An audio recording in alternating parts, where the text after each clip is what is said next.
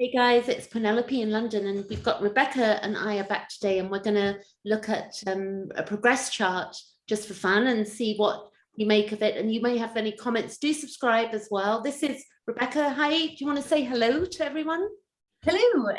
Yeah, this is good. I'm really enjoying getting deeper into the chart every time we speak. So we'll see what pops up today. Yeah, because we're learning about the archetypes and we're learning about ourselves as we look at a chart. And often, I've had people in the past, like you might randomly say they wanted to do some chart work, but they'll want to know something specific, which is not really my greatest thing.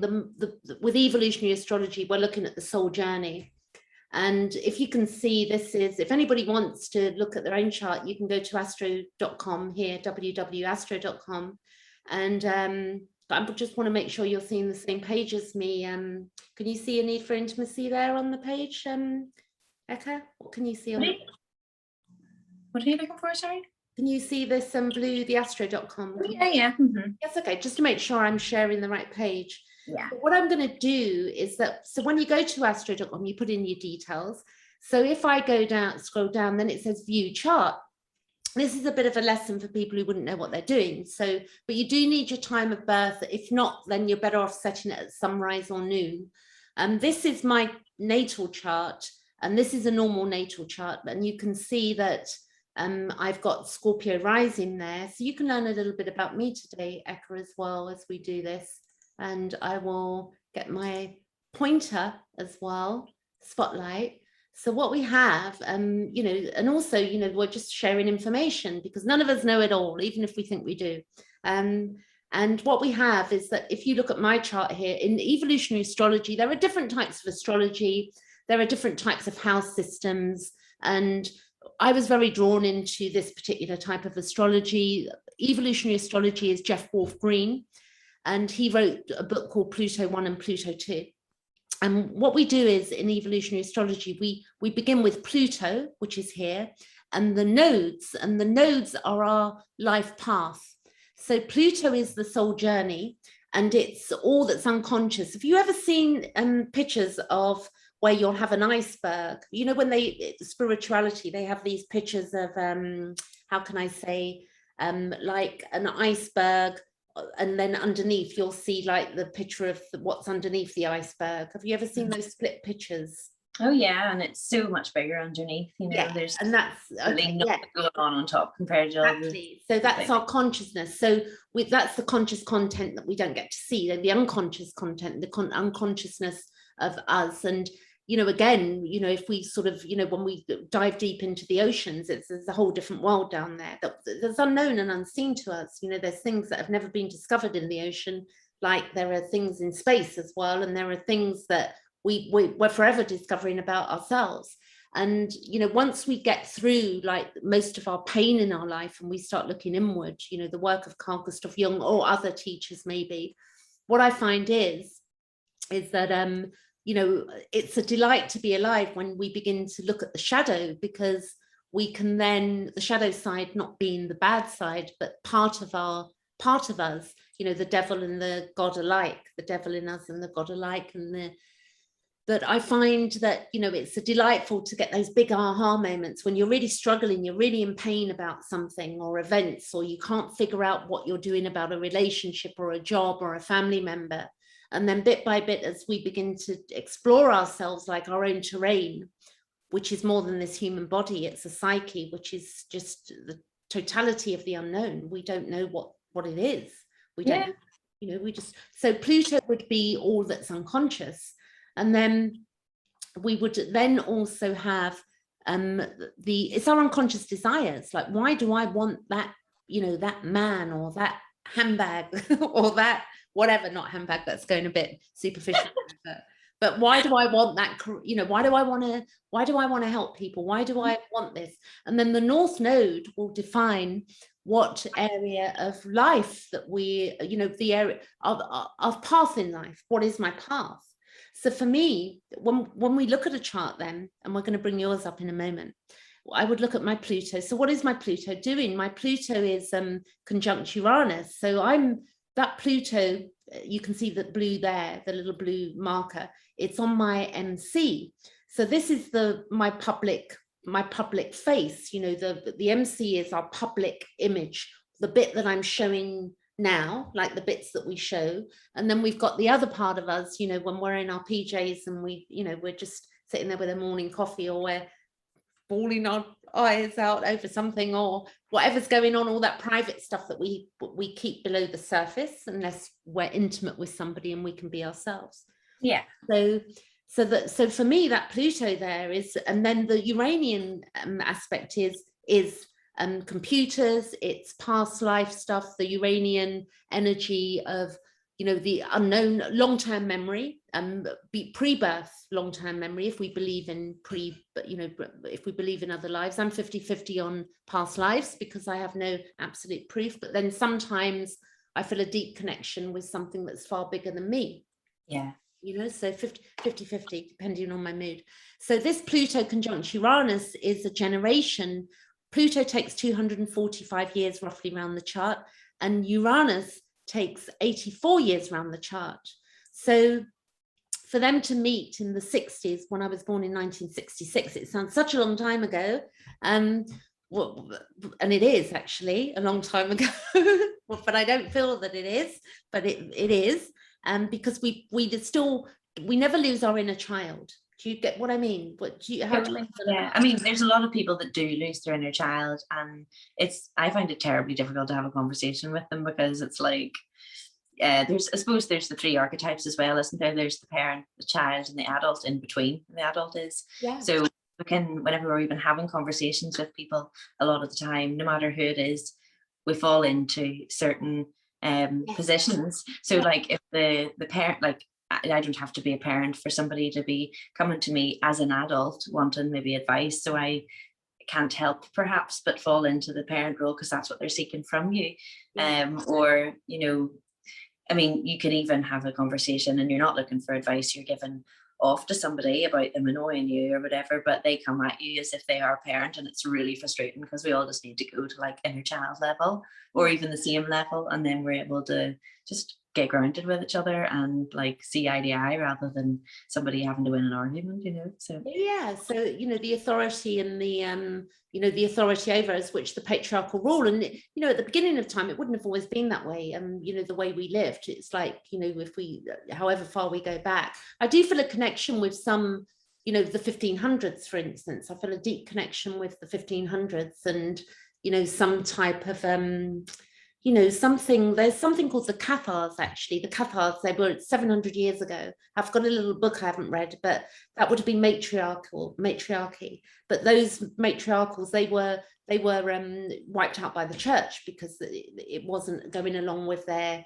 belief systems. So, you know, very beautiful, loving sort of generation of people that one, and hopefully where we're heading, you know, because we're getting so much more interested in the earth now, that you know, and really waking up to each other, that we're getting more compassionate, and we're also going to start looking after the earth, which is really going back to matriarchal sort of understanding, that, you know, that we have compassion and that we care about the earth that we live on. And clearly we've all got different levels of consciousness. Each chart will show it. I'll give you an example. You see the Pluto and the Uranus there. If you look really, you may not see it if you're on a small device there. Got the R. So this is retrograde. So the planets go retrograde. Pluto, Uranus, and Neptune, and Saturn, and Jupiter all go retrograde once a year. At different months, you know, they go through different phases, but every year they go retrograde. So we've got some people on the planet that have got retrograde birth planets, and then some, you know, depending on when you're born. So I've got a couple of planets retrograde here. So you can see, if you look at this blue box here, you can see what you're looking for are the R's. So I've got Uranus is retrograde. You can see the R there, 15 degrees. And I've also got my Neptune is retrograde, which is here. My Neptune is also retrograde. And I've also got the Pluto is retrograde. And what these defining, like some people are born with Saturn retrograde or Chiron retrograde, and the definition of these planets, it's where we're almost speeded up in a way. It's when the planet's retrograde, it's working more inwardly in us. So it's where Pluto will throw things off. So I find authority very difficult. You know, I find authority over me very difficult, but also my early life would, you know, point to that too, that the authority gave me no reason to want to follow that authority. So my whole life right from the beginning, and also with the Scorpio rising, what this defines is that I've always, my life has been a continuous one crisis after the other, whether they're self-made crisis, like it's almost like it's like the creator of crisis, yeah. But Pluto Virgo is also, Christ was Pluto Virgo, and Pluto Virgos do tend to be sort of like, they can be masochistic and quite crisis orientated, Pluto Virgos, because it takes 240 years around the chart. Whereas for you, well, you'll look at your Pluto, but the other thing is then we would look at the Pluto. What is that Pluto doing? So I would look, the Pluto is square to my moon, which is the, you know, the idea of the archetype of the mother. So this shows that there was a problem there for me with the mother energy. And then we would see that Pluto is also doing some beautiful things. It's trining to my North Node, to my Mars, to my Mercury. So again, it shows what the work that I'm doing right now in the world, it can be seen on my chart, that, you know, the creativity that I'm doing. Let's be honest, you wouldn't have any interest in like bringing things down to a calm level if you hadn't experienced you know, some crisis anyway. You know, like who goes looking for a solution if you haven't got a problem in the first place? So not you particularly, but just exactly. It's what gives us, you know, that drive. You know, what is our drive? What is our driver? What's driving me?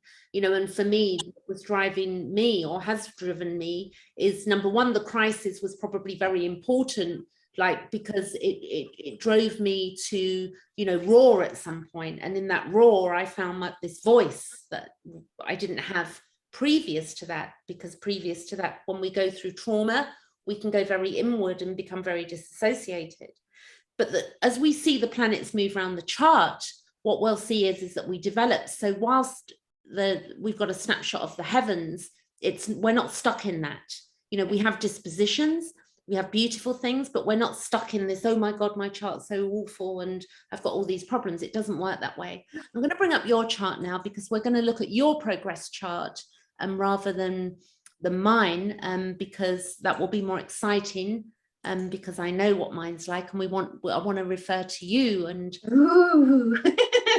but so we know that your chart, and we sort of looked at the times here, and you know, we know that this is your chart. We got 12:17 p.m.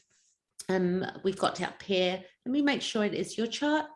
I don't know why that little that's annoying, that little Pinterest. I must get rid of that, actually. I think I just have to unsign from the app. But anyway, the whole point would be that, you know, we can see that, you know, as I said to you, the sun, look, because when it's your birthday, the sun will conjunct the sun. Yeah, the sun is in Leo.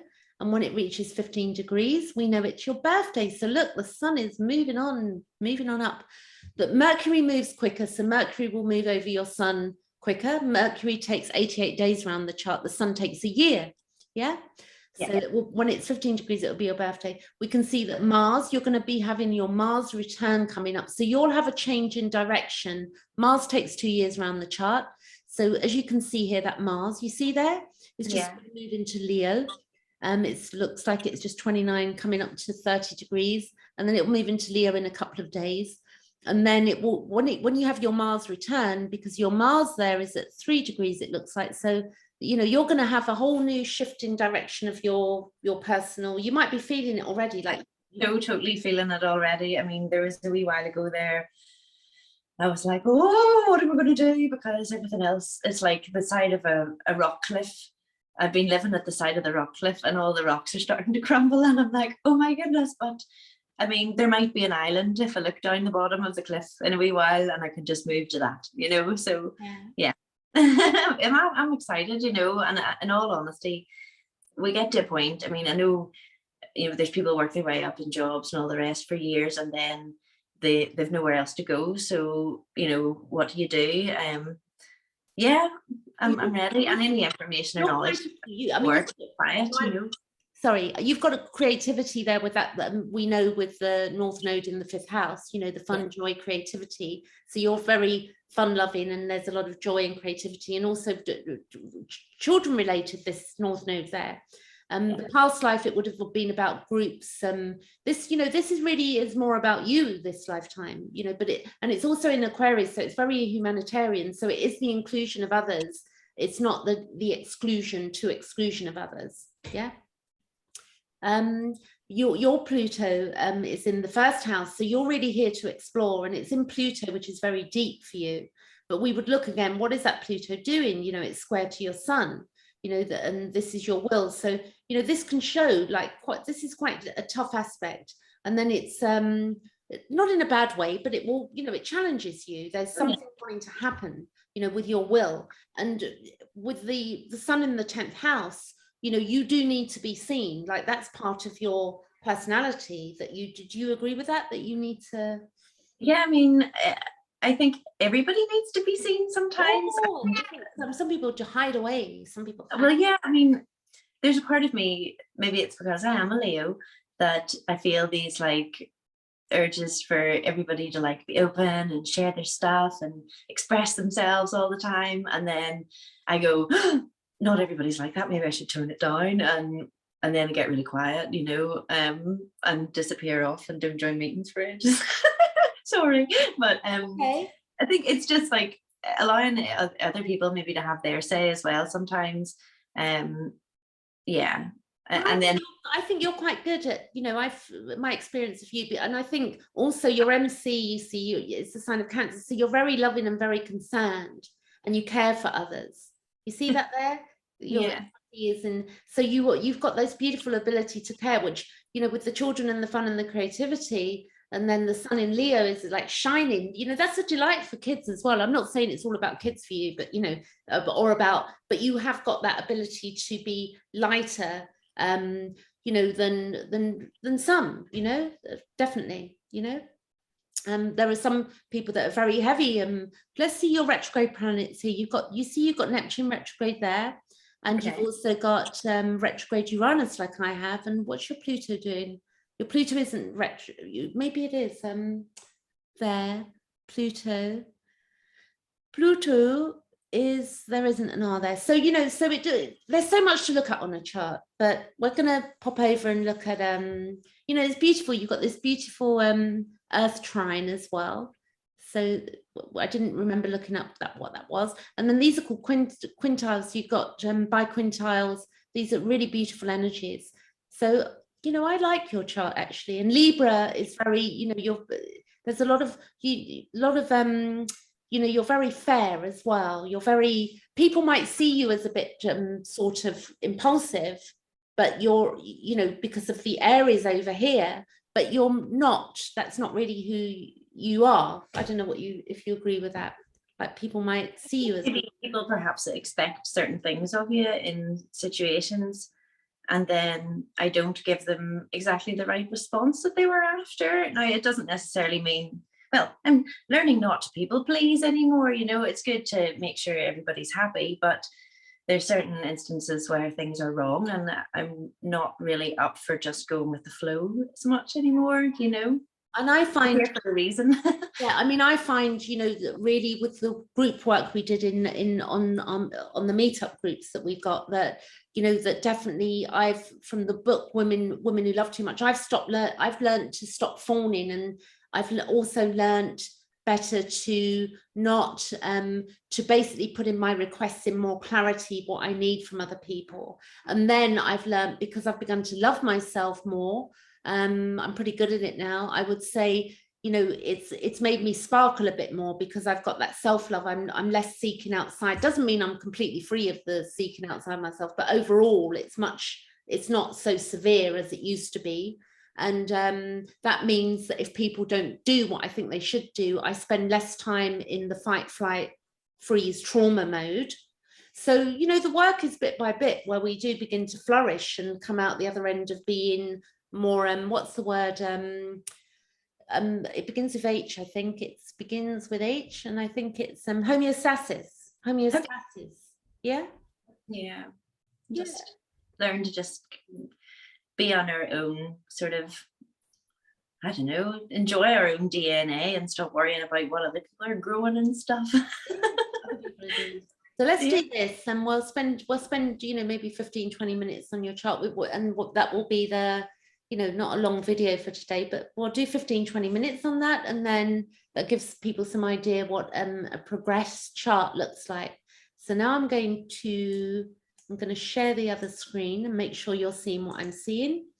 Can you see this chart, Eka? Yes. Okay. So what we have is that this is the same chart. You can see that your Libra, I have to get my pointer again. Hang on a minute. Spotlight. Come out of that. Okay, brilliant. So what we have is that we got 3 wheels. So on the other one, we had 1 wheel, and on the outside of the wheel, we had, planets. So on the outside of this wheel are the natal planets, exactly where they are today. So right now, the lovely moon is in the sign of Aries right now. Yeah, fiery, right? And impulsive, fiery and impulsive right now. And we can see where all the planets are. So we know that, that right now that Pluto is 25 degrees of Capricorn. We can see that Saturn is in Aquarius. Jupiter is just moved back into Uranus. It's going retrograde.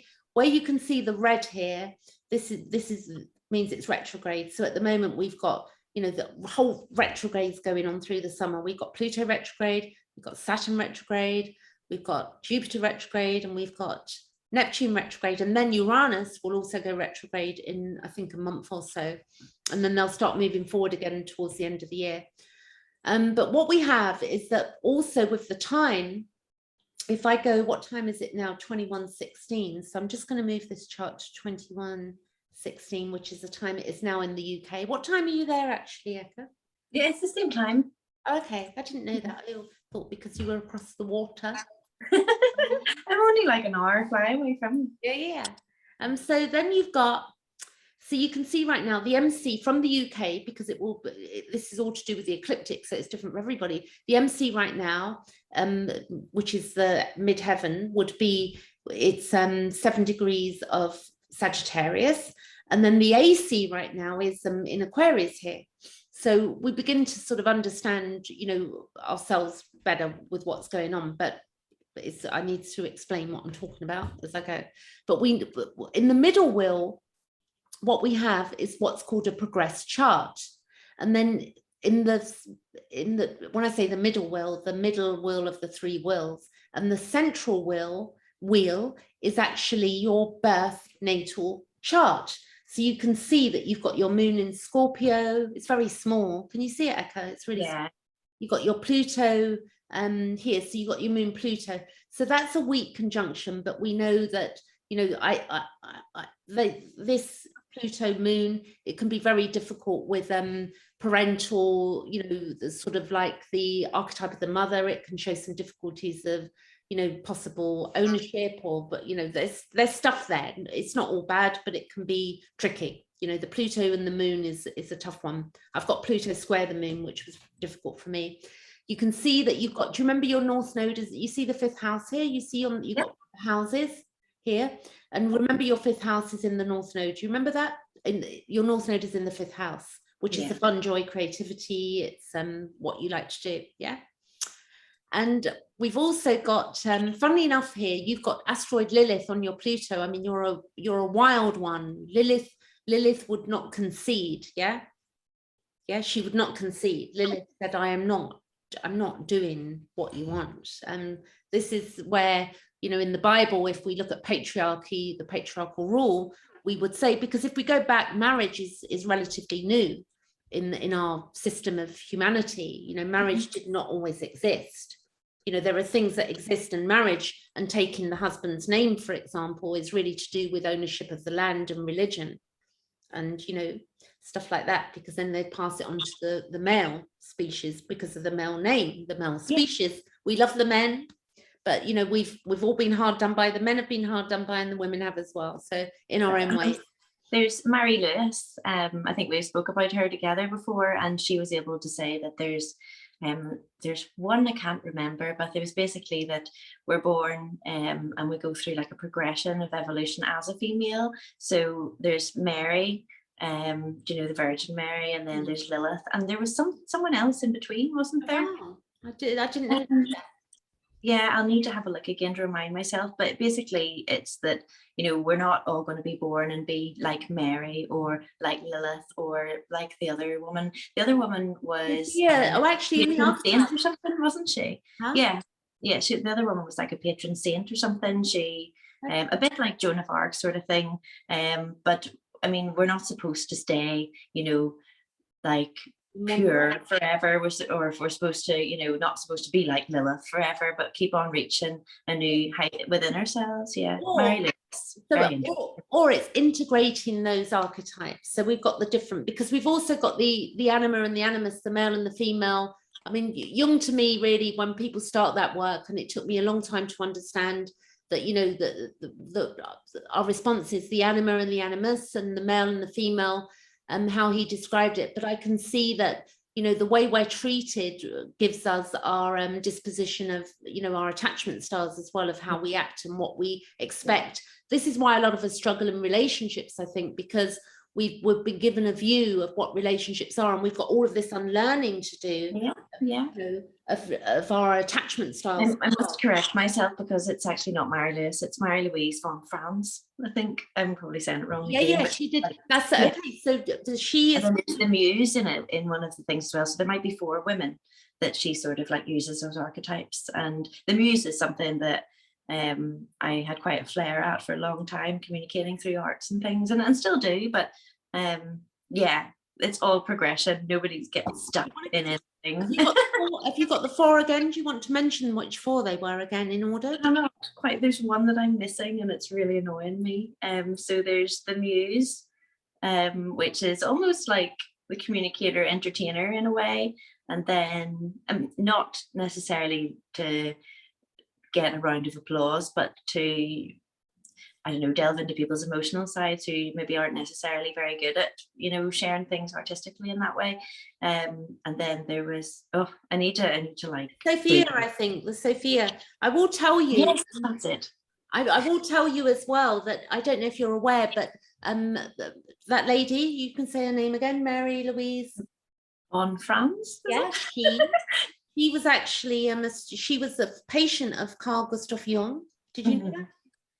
I knew there was some kind of relation, and she was 18, and she was 18, and he, she was a patient, and then she flowered into this, she's very brilliant woman as well, and she spoke up a lot, and I think between them they did great works. But I think she handed over she was okay with not having the spotlight completely on her, but they definitely were a collaboration.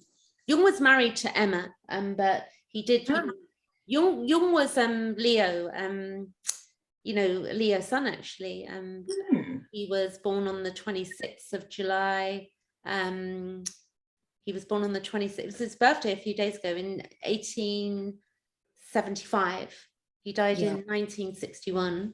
But I think of him every day. In fact, I'm listening to the Red Book at the moment on Audible. I've got 3 hours to go. I think it was a 15-hour book, but it's been work that was really difficult for me to understand. But now I appreciate him. I feel like he's a mentor. It's almost like he's around me. I'm sure many people who follow teachers at some point, or not, I don't really like the word teacher, but people that they fall for, they're in our, because they're in our psyche, they're almost in our field. And there's no way that you would be able to grow if it wasn't for people sharing these things, and that all relates back to the anime animus, and like for anybody interested in finding their role and what they're up to without realizing, it's like, it's mind-blowing, really good stuff. So it is. I mean, I've learned to, something I would tell you, we are going to look at the chart, guys, but this is really I found that my feminine side, that had been really distorted as a child. So my femininity was that I was very driven with a business which was in the the sector of service industry. So I was very like there was, whilst I'm feminine, there was a lot of like, you know, this male dominant, I want to be successful, I want to run a business.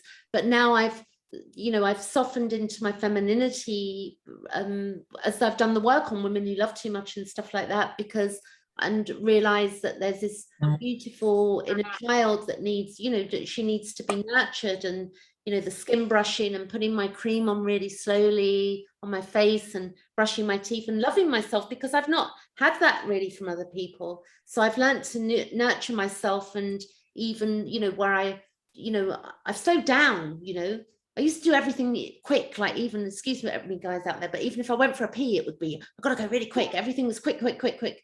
And it's like, now I'm going, okay, calm down. It actually makes life seem a little longer whenever you're able to slow the pace of things down, whenever you're just like, right, next task, or even like you said, doing a wee, thinking about what else you're going to do next, or, you know, it's like you get to the end of the day, sit down and be like, can't even remember what I had for lunch, you know. So that's good to do this. Allowing ourselves that beauty and the, you know, taking the time to, you know, because I think when we've come from hypervigilance, or we've, you know, had been bashed with our self-esteem, or, you know, for people who've been abused or bullied in school, or where we've been mistreated, we can have such a distorted view of our own beauty and so much self-judgment and the inner critic that it can ruin our entire lives if we don't get the inner critic under control. Like, when it doesn't mean getting rid of it completely, like some self-critique is important, but to be consistently bashing the human side of us is really not what we're here for. But it's got to knock that inner critic out the way. I swore at mine for years. I told it I just go in my head. I'm like, go away. What place have you here? I'm having a nice afternoon without hearing all this. Do you feel that I mean, COVID, this period has really helped me. I know it's been for different countries geographically, it would have been really difficult. Like, you know, places like India where you've got no food and you're a farmer, like people would have really struggled. Everybody's taken this whole period, you know, would have taken it differently. Or if you're, you know, for instance, somebody who's in a violent relationship or a narcissistic, you know, stuck under the same roof, and then all of a sudden they're under the same roof all the time, or where there's abuse, you know, so it's different for everybody. But for me, this period blessed me to slow down as well. How did you find it for you, this? Because I feel we're coming hopefully to the end of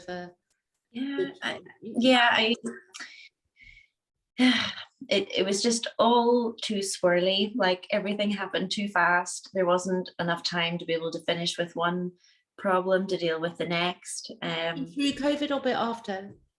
During COVID, and then afterwards I just like had to go and retreat for a wee while, and try and collect my thoughts and slow things down again, because like last year just went like that. But yeah, I mean, like, it wasn't my normal sort of layout of life, even though I was rushing before that, but it definitely made me just appreciate having a roof over my head and knowing that I've still got friends. Like, it's like you don't have time to worry whenever you're rushing about before that. So it definitely has given me time to focus, even on prayer and things like that, you know, like just knowing where to put my energy in the day instead of just letting it waste away to whenever tries to suck at it, you know. Yeah, I get you. What we're going to do now, so what I'm showing you now is that what I'm doing right now is that I'm going to show you how this moves. So we know that this is the chart, and your birthday is the 8th of August, so we'll say happy birthday in advance. We'll come back for that. Oh my gosh, it's really soon. Yeah. Oh my gosh. So what we is that what we have here is that so we can see that your sun is at 15 degrees, right? So if you see up here, you see the sun is at 6 degrees.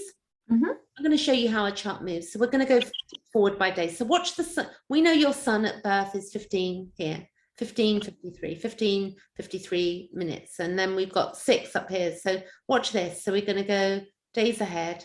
It's 6 degrees, 7, 8, 9, 10, 11, 12, 13, 14, 15. So on that day, it's your birthday. Yeah. On that day, you see the sun will line up with the sun, and the moon will be let's think here. It'll be a few days after, it'll be a new moon. Not a few days, probably a day and a half, maybe, or even sooner. It will be a new moon. So in fact, it might even be hours if I push the chart ahead. Watch this. So watch for the moon. When it's a full moon, the moon is opposite to, when we have a full moon, the moon is opposite to the sun. You get that? Yeah. When it's a new moon, the moon is on top of the sun. So a new moon is like where we're planting the seeds, and a full moon is the fruition of like, oh my, we get to see what's what with full moons. The next full moon will be on the 29th. I think it will be in Aquarius as well. So we've had 2 full moons in Aquarius. But Aquarius is helping us because it's helping us to break free of limitations. Okay, but what the moon in Aquarius actually I will tell you as well, it allows us to be detached. People who've got an Aquarius moon are very detached people. You know, they're very detached. So if we look at your moon is in Scorpio, you're very deep. You know, you go into the depths of psychology. You will be very, I'm not saying you are, it can give, because I've got Scorpio rising, so I'm not saying, oh, you've got this issue, because I tell you, I've got a few issues myself, believe me. But the moon in Scorpio is very deep emotions, and it's where you can be very suspicious, you know, but it's very you're interested in the psychology as well, you know, the psychological stuff.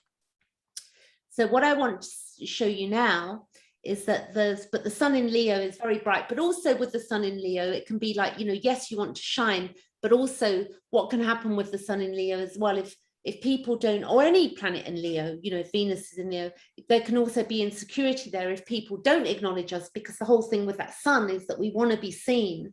And if people don't say, it's not that we're doing it consciously, it's not a conscious act, it's like an unconscious thing that we have our unconscious, you know.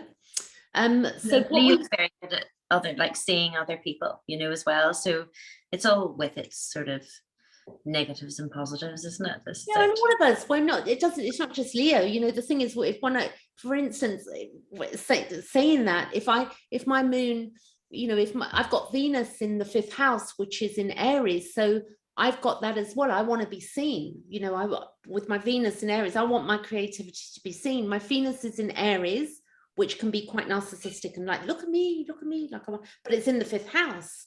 So if people don't see me, I can feel a bit like it. I can feel really like, oh my God, that person's not noticing me, and it can feel really personal. But there's nothing personal about it at all. It's like some people are going to see you, and some people ain't.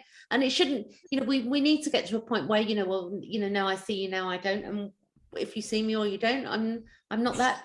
Yeah. Forever. It's like, because I see myself. Exactly.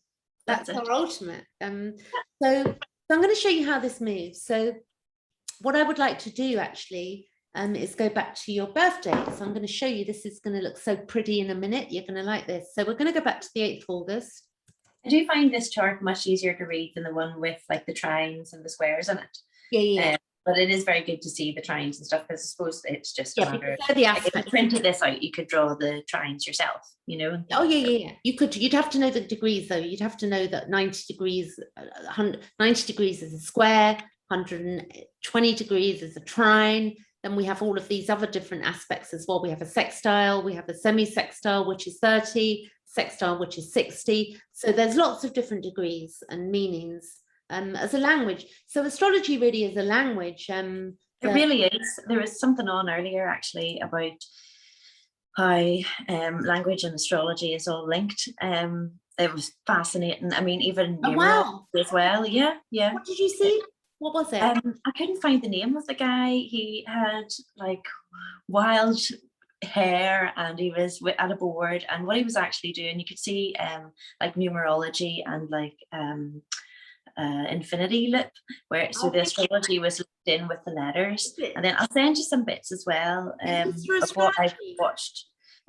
Mr. Astrology, what you can do is, if you send me that link afterwards, I'd like to watch that. Yeah, I mean, it's geometry even is linked to like music notes and all sorts. So yeah, he was saying that you can have like the word nation, anything with a TION at the end of it is the same basically in like most languages. So in Spanish it's theon, in French it's Tion, but it all sort of sounds sort of the same. It's just whatever way they spell the last bit. So, and then ly, so any words with ly at the end of them are actually the same. So it's just the start that changes, and then ty, I think it was as well.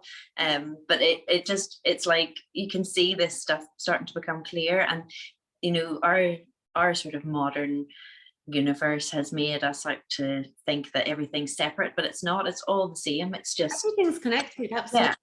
There's no, you know, there's no difference. I saw a little video yesterday of a 4-year-old that could speak. It was quite shocking, like 7 languages, like just fluently. Like They've got the patterns. They've just gone, I see the pattern, and that's how they're doing it.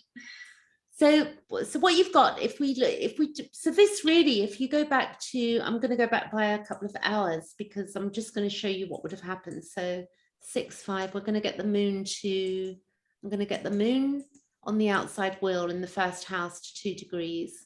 There you go. All right, so roughly it's 2. All right, so let's say that you're born. So can you see the lined up planets? Look. Yeah. They're all lined up, you see, as your birth.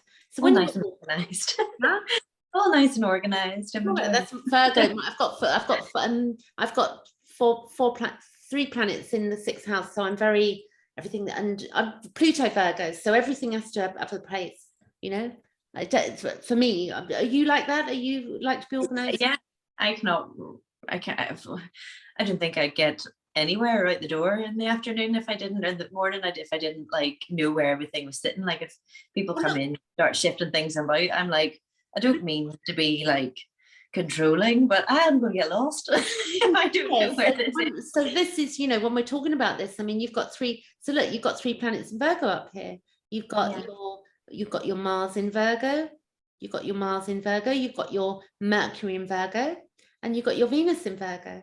So you've got to, with Venus in Virgo, they hold a bar very high, you know, like you've got to, you know, it's very interesting. The Venus in Virgo are very like, I remember having a boyfriend with Venus in Virgo, and it's like, you know, after he got to know me, I wasn't good enough. And it was quite interesting because then he's never going to find anyone good enough because his bar is so high. He needs to bring his bar down a little bit. But it was very problematic for me with my Venus in Aries, wanting attention and not, you know, and then him looking at other people. It was very interesting dynamics. So we can see how the dynamics of our problems in our relations, what with men or who other work, can be, you know, very cross wires.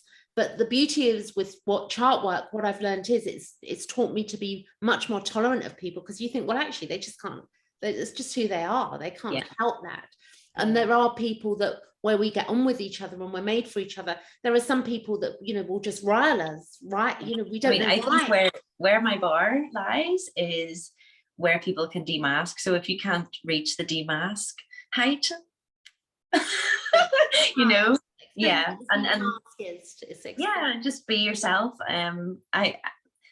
It's not nice to feel like, I don't know, you've been tricked or something, you know. And I think whenever we can't just let our issues be seen, you know, then it makes life so much easier because you know how to deal with it. Like for years I've been looking up, you know, like even managers in work, their star sign, just to see like, how am I supposed to interact with them so that we're not butting heads here, and like trying to make an effort, you know. I don't like disagreeing with people, but I mean, we can't all just like mamby-bamby around each other, like, you know. Exactly. And sometimes we have to make an effort, but sometimes, you know, there are going to be things and people that make us raw, and that's appropriate. We can't be all, you know, that spiritualized, oh, Mr. Nice Guy, Mrs. Nice Guy. Not spiritual. You know, there are some dark things in this world, and with your Scorpio moon, you're going to know this, and your Pluto Scorpio, and also your Lilith is on top of your Pluto and Scorpio. You know, you've seen things, you know, even if in experience in the unconscious, there's stuff in you that you're that's just known to you, that's real. So when we see all of this like laid out like this, so what would have happened is that what we're focusing on now for the next 10 minutes is this middle will, and we're not going to talk about too much about aspects today, but how the planets move. Okay, so when you can see that with your chart here, what you have is that you've got your sun at birth at 15 degrees. So now we know that, you know, we know the year you're born up there, but what we're going to show you is that the sun on a progress chart, and we're only on a progress chart, we're only looking at the inner planets, not in aspect. This may be very confusing for people unless you know astrology, or whether Eka, you're learning with me as we do these videos. So what I will tell you is that on a progress chart, the inner planets, the sun, okay, the sun takes a year around the chart, and Mars is a bit slower, but the Mars goes around the chart, and then we're looking at Mercury, Venus, and Mars, and the sun. And we're also we're not looking at the outer planets too much, because the outer planets hardly move on a progress chart. The moon on a progress chart takes 2.5 years through a sign. So it's very defining. When the moon moves sign on a progress chart, we have a big shift in our personality, and the shift will be the house that it's in, and also the sign that it's in. So for instance, we're going to do this now. We're going to go we're going to go not hours ahead, we're going to go years ahead. So when we do this, we know that the moon is 2.5 years through a sign, okay? So we're going to take this 2 years ahead. We're going to go 1, 2. So now I'm going to come back to your sun. Can you see that your natal sun is 15 degrees? Mm-hmm. The sun, when you were 2 years old, was 17 degrees of Leo. And your moon just was going to leave Scorpio, moving into the sign of Sagittarius. Okay, so we're going to go ahead again. We're going to go 3 years ahead now. 1, 2, 3. And your sun is still in Leo. So when did your progress sun leave Leo? Let's watch that. So we're going to go ahead, and we're going to take it to 28, 29, 30. Okay, so your sun moved into Virgo in 2004. So in 2004, your progressed sun moved into Virgo. So I'm going to tell you what that means, okay? I'm just thinking, like, where was I? What was I doing? Okay, so this would have been your progressed sun. This would have been 2004. So the sun then would have been in the 11th house. So the progressed sun moves slowly through the houses, okay? The 11th house of your chart is currently emphasized, indicating that you are seeking to fulfill your hopes and dreams, wishes through friendship, groups, pursuits, and other association. And in the past, you may have been independently pursuing your own ambitions. Now you may be required to work more cooperatively, and you may be more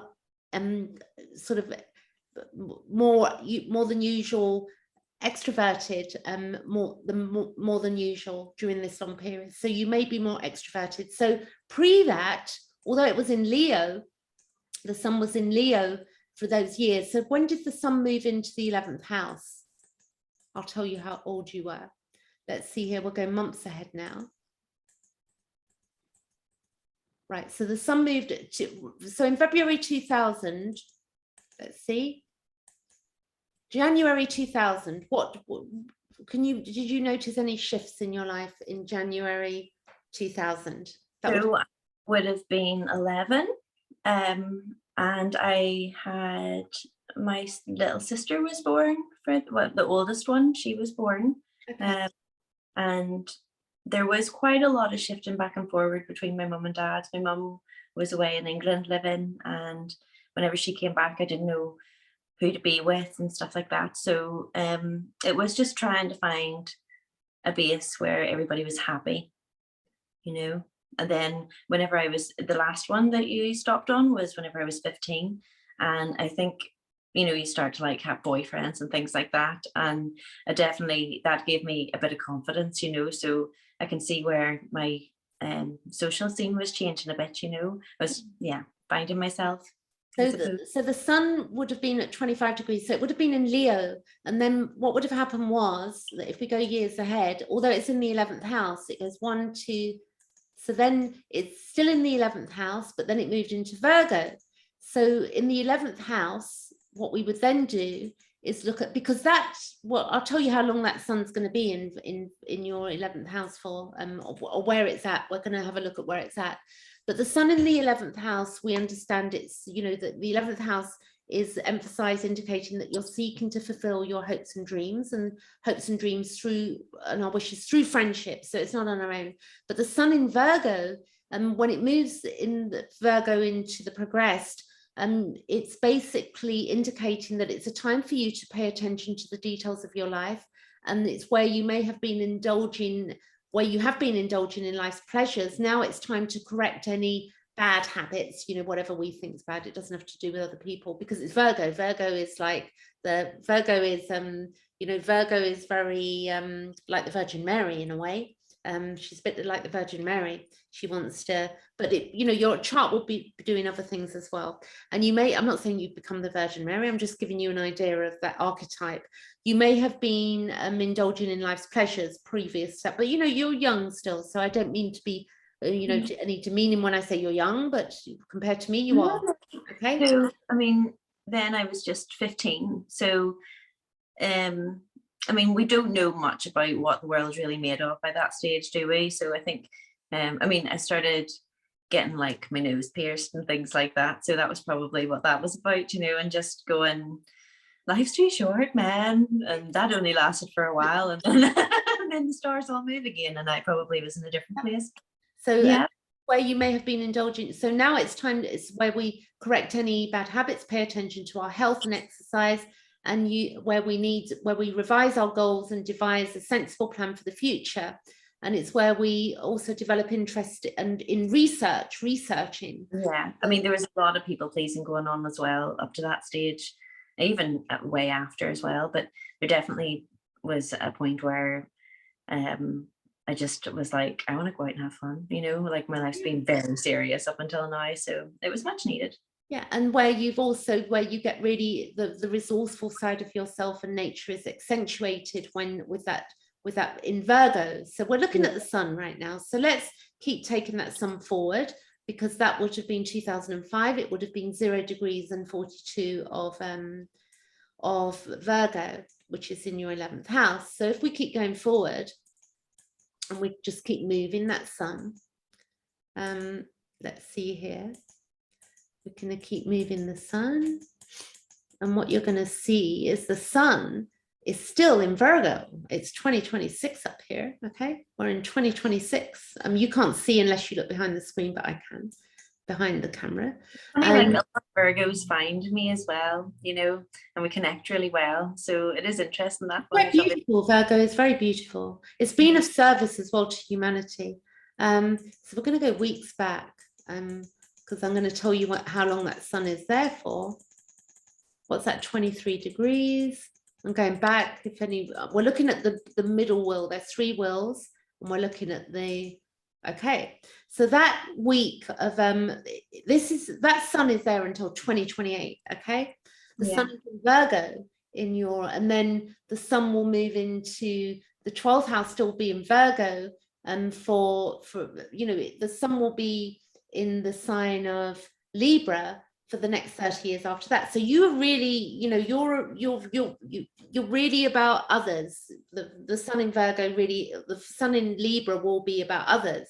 So you can see that you've been born and that you had your sun in Leo, and then it's progressed into Virgo, which is, you know, there's something I can see, you know, where we're very organized, we're very health conscious with the sun in Virgo, but it's about, and very analytical, but also researching. Do you enjoy researching? I love researching. Like you said, you watch or listen to, you know, podcasts or, you know, hypnosis things before bed, whereas I read until I cannot keep my eyes open a moment longer. And there'll be maybe sometimes, like, I don't know, over the years I've had boyfriends and things, and I think they think I'm just texting away or whatever to somebody else. I'm like just really getting into stuff that I know would bore the absolute baps off them. So I'll just keep it to myself. But it's great. It suits me. It's like when I'm stressed or feel really anxious about stuff, I'll go and research, and it just like breaks. Yeah, so I do this with my astrology, and I've got 4 planets in the 6th. I've got my North Node is in the 6th house, which is, although it's Taurus, it is Virgo. So for me, you know, I can spend hours researching And I love that. And my Pluto's Virgo, and so really research. So it's not just one sign that will do that. Then we're going to come back to, we're in 2021, we're in April, May, June, July, with the 29th, aren't we? So, can we stop at January in 20, or maybe even like November 2020? What was November 2020 like about there? All right, so let me go November 2020. So what I do the 15th of November 2020? Yeah. Okay. Oops, I'm just looking behind her. I'm just putting in the date there. Oh, good. Just okay. So this is your chart of the 15th of November 2020, and you've got Venus would have been on your just moved over your ascendant, which Venus is quite beautiful. Venus in the first house is where you have a strong ability to express beauty and love, and where you're very attractive to others. You would have been through that period, and calm and harmonious. I don't know if you were during that period with what's going on in the world. I was quite stressed actually, but I stayed with a friend, and like their kids were in and out of the house and stuff as well, and it was just it was the right place to be, so I was just curious. And then probably that's just one thing, that's just because that Venus, the Venus takes 224 days. If I'm wrong, guys, I'm sorry, but it's about 224 days around the chart. So when we look, the moon is 28 days cycle, the sun is a year, Mercury is 88 days around the chart, Venus is 224, Mars is 2 years around the chart roughly, and then that's Mars. Where are we? Mars is 2 years around the chart here. Then we've also got the Jupiter is 12 years around the chart, and Saturn is 29.5 years around the chart. We have a Saturn return, and we have then also Uranus is 84 years around the chart. Neptune is about 185 years roughly. I might be a little bit out on the years there, but not much. And then Pluto is 240. So they're all meeting at different angles. They're all meeting at different times. And the North Node is 18 years around the chart. So the node, as it moves through different houses, it will spend 1.5 years in each sign, will be our direction of the area of life we're focusing on.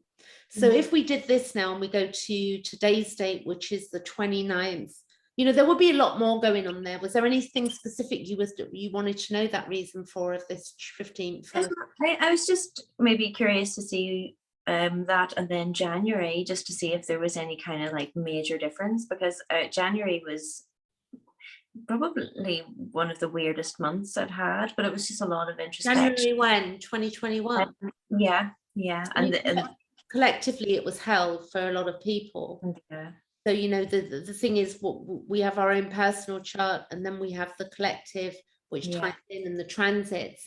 If I'm straight with you, with that chart, I'm easier to see not the bi-wheel, to look at a chart of a period of that time. The way my brain works with the middle wheel, with the progressed wheel, I can get a bit like, my brain goes a bit all over the place if we remove that. So we can do that together and look at that one for you differently. Yeah. Video of that for you rather than do that now. But what we would say then, we're going to come up to today. You hold that in mind, that date, for when we look at it together. But we're going to come up to the 29th. I'm just showing everybody how the planets move so we can understand the moon now on the chart, because we've got the 29th of July 2021. Solar fire is so great to see things move. So this is right now, okay? And we've got 13:16 up there. So we're going to go 21:53, which is the time UK in London. And right now, the moon is 18 degrees of Aries, right? Okay. And we've got your progressed moon. If we look at your progressed moon right now, we know that your sun is 16, right now your sun is 16 degrees of Virgo, your progressed sun. Interesting enough, your Mars has just moved into your 12th house, not long ago, maybe in the last month or so. We've also got your Mercury is in the 12th house, progressed. We've also got your Venus is in the first house. So this is really beautiful for you at the moment to shine through. So let's look at what this Venus means in your first house progressed, because Venus is about our inner needs. Okay. Yeah. So what does that mean? Venus in the first house. So this is progressed. We've got to remember that. So during this phase of your life, you will feel like a butterfly emerging from the chrysalis, a very beautiful and gracious butterfly. And you could find the moment that this lucky planet moved across your happiness axis and what would give you some clues as to the exact influence. However, generally speaking, you are emerging in a new way that will help you fully understand your own nature, your value system, because Venus is to do with our values and our needs, inner needs, because the ruler is Taurus ultimately, and what makes you happy. As a result, you may attract many friends and lovers, if you wish. There you go, you can have loads of lovers right now. And you can also discover one special love, the true love that you feel right now in life, and like a fictional character, like Shirley Valentine's experience. I won't go that far, Shirley Valentine. I'm reading what this means, okay? So, bog standard what I'm reading. She says, I've fallen in love with the idea. So it's falling in love with the idea of living, because we don't do what we want to do. Do we? We do what we have to do and pretend that's what we want to do.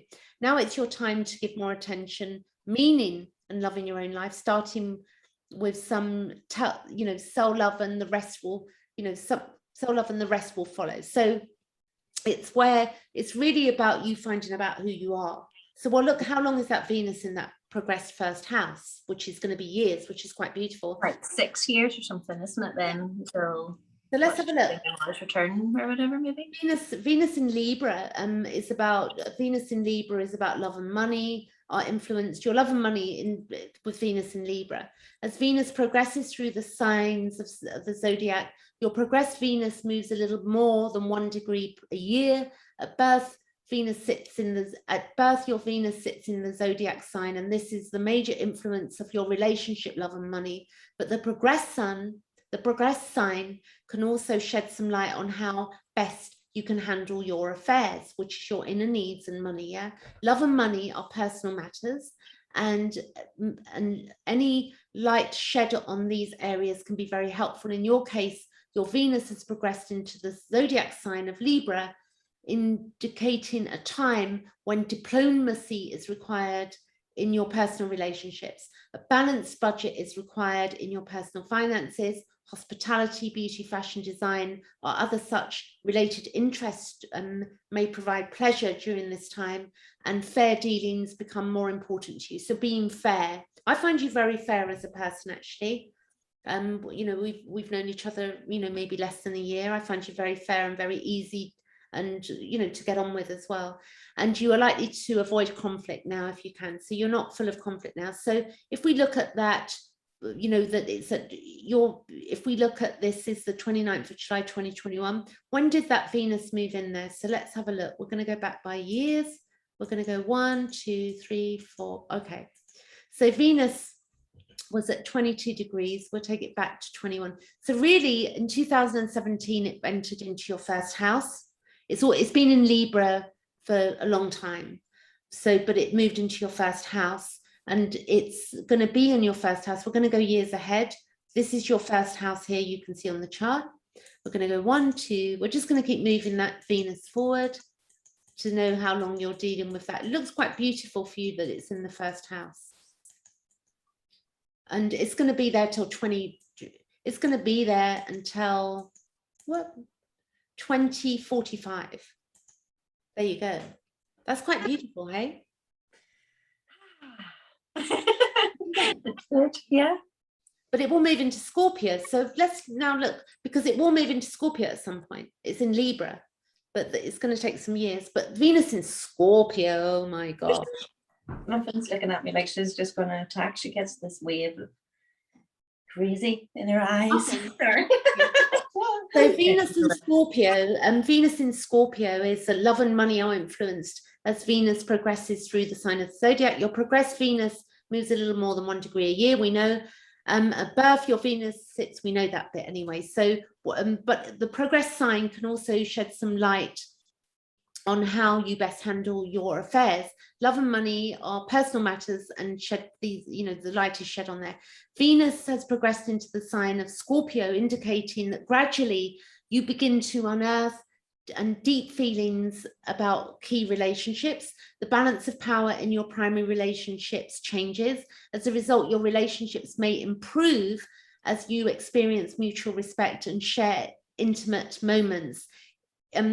If respect is not shown, then it is likely that the key people in your life will fade away. Money matters are also transformed during this period as you are reassessing how you spend time and money. This is your opportunity to discover your true worth. So that Venus in your first house is really beautiful for you. Yeah. Because it's going to be, I'll tell you when it will move into the sign of Scorpio. Would you like to know that? Yeah.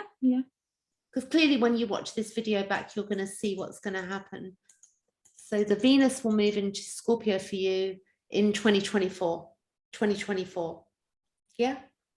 Okay. So for 3, where are we? 2021, 22, 23. So you're going to have that shift. We can do a progressed chart for you, reading, not a reading, so you understand your progressed planets as a separate entity to the natal planets. But what I would like to do now is just look at the moon, and we're going to leave it there for today, the progressed moon. Is that helpful to you to know this stuff? Yeah, it's great. It's just so much to take in, and I'm trying to You will get it. What you'll do is when you play this back, because we're going to upload it to YouTube, you're going to be able to let it wash over you. Yeah, it's just I'm like, as you're speaking, I'm like sort of like adding, like doing my wee calculator as well, and just trying to work out. That's your Virgo stuff going on. You've got 3 planets in Virgo. You've got Mercury in Virgo. Your brain's going to do that. It's really trying to solve that. Your Mercury is in Virgo, but your Mercury in Virgo is really putting things into boxes. You want to put things into boxes. You're taking the right brain stuff, the left brain stuff, and you're putting it into the right brain and the bigger picture and how it all fits together. How is this working? And it's in the 11th house, which is the hopes. No, it's in your first house of your Mercury is actually in the 11th house. So you're very, futuristic orientated with others. Others are quite important to you. Is that correct or wrong? Or oh yes, definitely. Yeah. Hopes and dreams, not just your own hopes and dreams, but the hopes and dreams of other people. Totally. Yeah. So we know it's the 29th of July, 2021.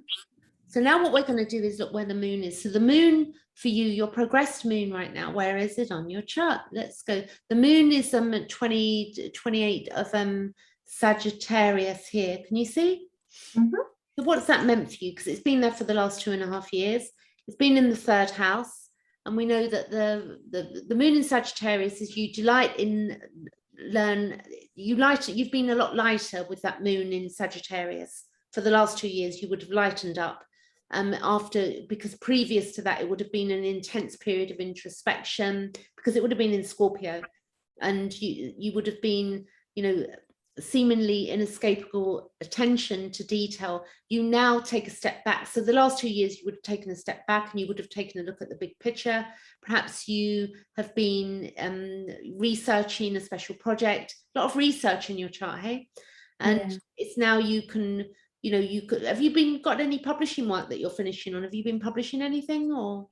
I published an awful lot of content, and then the end about Christmas time, I just decided to rip it all off the internet again, because I feel like there's so much stuff out there that it gets diluted and then washed away with a bunch of stuff that I don't actually agree with. Okay. So yeah, I mean, even though a lot of stuff maybe has been deleted, I have it in my mind still. So I don't know what way that's going to all form together again. But so you're yeah. I think I'm just processing and then seeing how I can put it into these new circumstances that not even I'm facing, but a lot of people are. It's a strange world we live in, and I mean, once all this horrible stuff is cleared up, we're going to be in more of a utopia, all being well, as long as we all use so. that I mean, I've seen with the different platforms that are being created, like where it's not, it's not as scary for me today. I won't mention what platform, but I saw a platform that's been created and I was like, oh, wow, yes, like something that there is freedom. It's not all going to be. Even if it's not just that one for now, it's like there's going to be other ones. An option. There are options. People who are absolute whizzes on technology, and there should be something, even if it's just a temporary pop-up shop that we can all sort of gravitate to and go, right, where's the next one? And maybe that's the best way forward, instead of all relying on the same thing, like watching the news. I mean, how many times over does the news say the same thing? And it really, well, it's that great word. I think 2 words of 2021 are narrative and transparency, and lack of and lack of, and it needs to be current, like there's a lot of textbooks even in schools that, like, there's been scientists who have been, wrote off basically because they want to make a new textbook and they're making enough money out of the same one at the minute. So it's about being able to find these pop-up shops of information. And it's not just AI that's changing. Like, we all thought it was just AI, but science is being updated. Our knowledge of different planets, and there's so much more to the knowledge. But at the same time, the knowledge of self-love. I mean, Jung was talking about that in the Red Book. He's saying that he was really talking to himself and his soul or his spirit in the Red Book. But the idea that we really haven't harnessed we're just learning to harness and to integrate our trauma. Like, we're at a collective point where people, in the 70s, people were taking LSD and trying to lose their trauma through, like mass, the Woodstock and the music. People were trying to lose their trauma through the music and integration. And then people were going through the 80s, the 70s, where it was to do with drug and experimental. But all of those kids of the 70s, I'm not saying every parent was doing mushrooms, but as an example, a lot of people would have been using, in the 50s, it would have been the cars and the the Stepford Wives, sort of like it's not that any techniques are necessarily bad or good. It's just that, like, the integration of all the things is important, instead of us only being able to stick to one thing, or maybe just because it's even popular in that era. It doesn't necessarily mean it's in our birth chart for it to actually work for us at that stage. Yeah, exactly. We're all we're all unique. We're like snowflakes. And when we look at charts, it's so obvious that because of the aspects and the changes, we're very different, and it's definitely working with astrology and on the trauma side of it. I can definitely see that, it's given me more compassion for people. I do tend to forget when if I'm intimate with people, I tend to, forget about their chart and just want to moan about them sometimes, and forget that, this person, the more intimate people we sort of forget the bigger picture, and we sort of zone in on the bit we don't like, or the bit where we're sort of love bombing them in a way, and then until we, with our delusions or whatever.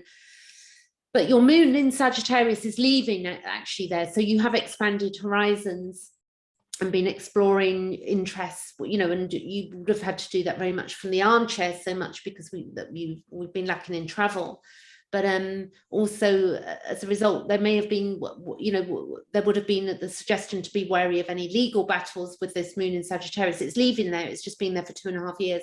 And it's where, if you were facing anything, you could have won, the case with that moon in Sagittarius in the 3rd house, which is the communication, and also to do with siblings, with the moon in the 3rd house. And also, on a more positive note, if you wanted to travel abroad, then that would have been your time, when with the moon moving through the 3rd house with local travels, or even locally. I mean, if you look now, that moon, if we take that back and we go back 1 year, 2 years, it was really 3 degrees you can see here, the 29th of July 2000, you see there, 29th of July 2019, the moon was at 3 degrees Sagittarius, let's say it properly. We'll go back by weeks. The moon moves really, so it takes 2.5 years. So the moon is a big thing in the progress chart, yeah? It was in Scorpio, and then it moved into Sagittarius in April 2019. So did you do any travel through 2019? Yeah, that was the last time I traveled, actually. I mean, abroad anyway. Yeah. So I think, yeah, it was, and it was great, and it was a real exploring one. Like it wasn't the pressure that there has been even in years before. It was just like just living, having fun, and took my ballet shoes with me and danced with some ducks and all the rest. So it was great. So actually, thinking about that, the travel would have been more when that's, so really, funnily enough, because that moon's moving into the third house, so the travel is going to continue because that's in Sagittarius, which is the bigger picture, which does show overseas.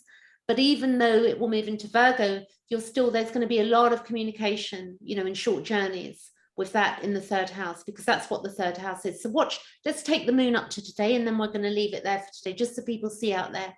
So what you want to do, if you're looking at your chart, you want to see the most defining point. If you can really understand where your moon is, you're going to get a lot from your chart. You want to see what planets are moving signs. We know that, Echo, that up there, if we know that the sun is in Virgo, but it will be moving into your 12th house coming up. We'll look at that as well. Actually, before we do that moon, let's see when the sun is moving in your 12th house. Oh, that's hours. I'm going to be here for the rest of my life if I do that. I'm still doing hours. So I want to go years. Okay. So the moon, the sun will move into your 12th house in 2020, 27, 28. It's going to, you've got 2029. It's going to move in. You know what's beautiful with this? You're going to be able to play this back and see what just happened there. Yeah. Yeah. You get me? Yeah. Even if you don't get it. Right. No, it's just about waiting and seeing, isn't it, really? Yeah. So if we go back to today and we go back to 2021, and we've got the moon is in Sagittarius, but this is April 2021. And what we're going to do now is take it by weeks. Okay, so we're going to go forward. So if I see that's 24 degrees and we go weeks, you'll see that we're looking at the middle wheel not the dead middle wheel, we're looking at the middle wheel of the wheels, if that makes any sense. I know what I talk about. Not the center, the other middle. So that moon, not the exact day, but the week, it's the 14th of May. Actually, the 14th of May 2021, it's still in Sagittarius, but it's moved into your third house. So we're going to go weeks ahead and just see how long it's there. So the moon on Uranus will be really creative for you. You see your moon is at 1 degree. Yeah. Watch this. So the moon, when that progressed moon hits a planet, it's only 1 degree either side where we're really getting the oomph of it. Yeah. So it's not, because it's a conjunct, but we really feel it. So when you'll really feel that Uranus 29 degrees, 2021 August, something's huge happening with your creativity right now. I mean, is that correct? Or it's so correct, it really is. I mean, there's yeah. I don't even want to say too much because I'm like slightly secretive about my ambitions. Okay. That's great. Yeah. So then it will be 0 degrees, and when we see that Uranus is 1, so we can keep going forward, and then it's 1 degree and it's conjunct in October 2021. So if we just watch that moon, how long is that moon in the sign of in the sign of Virgo for you, and then it will move on to your power of fortune. Then it moves on to your Saturn. Can feel a bit like a bit strict, it can feel sticky, but it's not bad because the moon is moving quite quickly. Yeah, the moon is moving. And I always think with astrology, I don't like to be all doom and gloom, because there's so much going on in a chart. We can have up to 50 aspects going on in a day, 30, 40, 50 aspects going on in a day, plus the progress chart. So the more conscious we become, we can deal with our with our structure and our issues. Yeah. And just remember that it is only a tiny chunk of the whole thing, so hardens us. Yeah. We will be us, Yeah. Mm-hmm. So I'm moving this chart forward. It looks like it's crazy, moving at crazy pace, but I want to get that moon, look at how long it's in the third house for. Oh, a lot now. And so that moon, so we have to pay attention to this moon, because this is, so we know that that's there until, the 3rd of November 2023, yeah, in Virgo. Okay. So, and as it moves through, it's going to do different things. So let's get you on this, and then we'll leave it here for today. But we're going to have, actually the moon is in Capricorn. Sorry, I keep saying the moon is in Virgo. The moon is in Capricorn. Sorry, I've looked at the sign there, but it's still a good thing. It's okay. But look at this. During the moon in the third house, it went from Sagittarius into Capricorn. If anybody caught me doing that there, they're probably saying, no, you got it wrong. No, it's okay, I finally got it. Mercury isn't retrograde either, so I've got no excuse. You'll have to forgive me, but I'm sitting in the dark, literally. So the moon in the third house, during the previous phase, you developed your self-esteem and intuition. Yeah. So through the second house, you've developed your self-esteem and intuition. And now is the time to put these things into action. You need to communicate your newfound sense of confidence and to act on your intuition. That's the third house. You may decide to study a new subject, retrain in your work, or teach others new skills, your skills, whatever you choose to do. The emphasis is on communication. All things connected with information will flood into your light. Look at what we're doing. We met and we're doing this communicating. Yeah. This includes information technology, transport, postal systems, short-term study courses, neighborhood groups, and personal networks. You may need to practice your new life skills with your neighbors, colleagues, or perhaps further develop your relationship with siblings, maybe. It is also possible that you consider moving away from your neighborhood, traveling to the other side of your town, or moving interstate. This is very American, interstate. You are keen to find intellectual stimulation right now, the type of inspiration that comes from learning new topics and experience new environment, which, let's look at this. You are with me, we're doing the communication, we're learning new topics. Yeah. And the moon in Capricorn is where you consolidate your aspirations of the past couple of years. In recent years, you have been expanding your horizons through academic study, private research, or travel. Perhaps you have been challenging the restrictions in your life and feeling restless. And now is your time to settle down, take stock of positive aspects of your life, and also consolidate these. Stability and reliability now become the focus of your life, yeah? So it's where you reassess, reorganize your financial and material goals, and you also feel an urge to become more prosperous, just to find ways in which you can become prosperous and wealthy. And this is a true whether you have always been carefree or very cautious. And it's about your spiritual aspirations and also monetary consideration. And it's also God, it's also, what does it say, being carefree and the lap of the gods. It's like that you are now slowly reassessing your approach. It also where you take stock of past decisions. And Capricorn is brilliant, Capricorn is a brilliant sign. There can be skills that you've acquired during the course of your life may now come the basis of a business enterprise, which I'm sure, with what I understand of you, you are business orientated too. The phases, in your psyche, where the beautiful way you do your, your marketing, even if you're not marketing yourself or anything, it looks like, you do beautiful creativity. I've noticed that. So responsibilities may sit more lightly on your shoulders during this phase because your inner urges towards work rather than play. And, because we want to go through play periods, and then we go through, I've been through work periods, and then I've been through play periods. This is my play period, but it's also then going to get back into work for me eventually. And you may feel the urge to work towards your own goals rather than socializing at this time. Or for friends and groups activities which flourished under the previous Sagittarian phase may temporarily fall by the wayside because then the moon will then progress into Aquarius, where you'll be called into focusing on new things. Yeah. So let me just show you. So that's Capricorn, but let me just show you. So that moon is to 3rd of November 2023, which you're going to see on the playback. Yeah. So how long is that moon? We're going to see this now. that moon, which will just delight you. We're going to go back by years, because otherwise we'll spend ages here. 1, 2, 3. So the moon, we're going to go months ahead now, or months back, because I moved that forward. So that moon literally is it's moved in there. It's moving in there 3rd of June 2021. It's just moved in.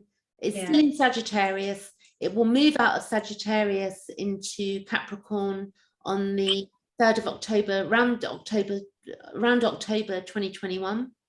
And then it's going to remain there for 2 years. Yeah. So you're going to feel of where you're at. Yeah. Yeah. Yeah. And it does feel like it's at the start of something, but it's not the end something. Yeah. So the moon is really defining, and that moon will be doing other things to your natal, the transit planets will be touching in with that. And then also on top of that, that will be touching in with your natal planets. So it can be really, you know, it's really, you know, it's deeper than what we've done, but it just gives people an idea to say, oh, I could look at this, or I could look at that. So stop share. Here I am. I always get a shock when I see myself after being on the list. Beautiful. Here I am. So what we'll do some more work on this in a couple of weeks' time, if you'd like, and we'll take it a little bit deeper, maybe looking at solar returns. And we're both in the dark now. We're like, I know. You're where you are. It's all fading. But what really beautiful work we've done today. I'd like you to stay with me so I can say goodnight to you, but you say goodnight to everybody out there, and any questions or comments, then do leave them below. And I'm sure you were going, no, it's Capricorn. So if I did say that anyway, but thanks for watching, and please subscribe or give us a thumbs up if you'd like to do that too. Not a thumbs down, we don't want any of those, thank you very much. But that might create a situation there. Whatever shall be, case Sarah. So that's really great. Thank you, Eka. Okay. Thank you very much. Yeah. Okay. All right. I'm going to stop recording now. Catch you later. Bye-bye. Bye.